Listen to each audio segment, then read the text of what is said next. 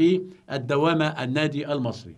أحمد جعفر اللي حط كورة، دي هدف، وادي هدف اهو اخيرا، هدف رمضان صبحي، ده احمد عبد الظاهر اخيرا يحط الهدف الاول للنادي الاهلي. اذا انا قلت لكم في اهداف هتيجي، قلت لكم الطريق للفرقتين مفتوح، قلت لكم ان خط وسط كل فرقه ما هوش مصحصح دفاعيا، واخيرا عبد الظاهر يحط هدف في الدقيقه 68 من زمن المباراه.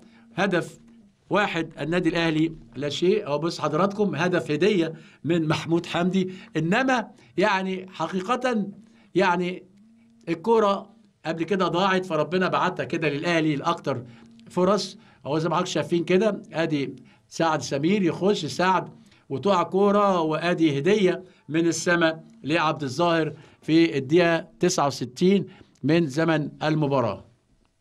خلاص خطوط المقصه اتفتحت، والنادي الاهلي خلاص قدامه مساحه يقدر يلعب فيها، بس حذاري من النادي الاهلي ان هو يعني ينتهز الفرصه ويخسع الفرقه الثانيه. ممكن جدا برضو عندها وائل فراج، وعندها يعني عمرو بركات وعمر النجدي، يعني ممكن جدا تخلص. وادي عبد الظاهر سعيد بالهدف والخطا بتاع حارس المرمى.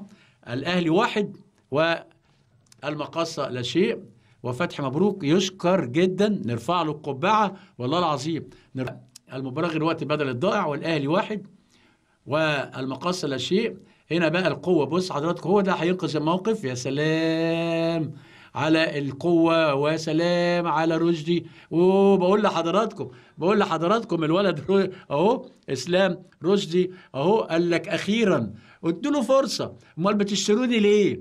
ادوني فرصه. شكرا لفتحي مبروك اللي عطى فرصه للولد ده، وفرصه جميله عشان يحط اسلام رشدي هدف التقدم والطمانينه في وقت قاتل في الدقيقه 40 من زمن الشوط الثاني، عشان فتحي مبروك يضيف رصيد. بس البلدوزر ده، الولد ده هو اللي عامل جو النادي الاهلي. ادي هدف اهو لاسلام رشدي، اللي انما لازم نرفع القبعه لرمضان صبحي اللي عامل جيم كويس قوي، واللي رزق، واللي اسلام رشدي اللي قال للنادي الاهلي انتوا يعني كنتوا فين وانا فين. شكرا. واحد يقول لي ايه اللي دخل فتحي مبروك في الموضوع؟